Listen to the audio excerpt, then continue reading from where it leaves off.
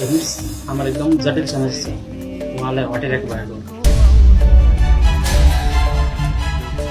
तर तपाईँले आमालाई हस्पिटल ल्याउनलाई अलिक ढिला गर्नुभएको तर केही छैन अहिले आमालाई होस आइसक्यो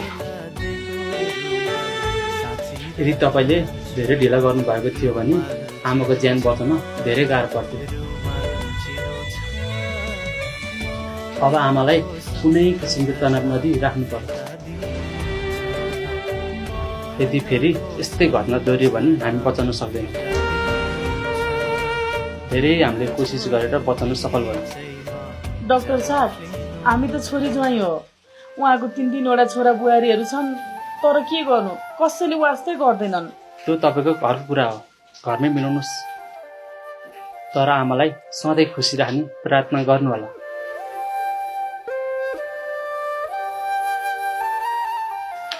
तपाईँहरूको यो डिस्चार्ज पेपर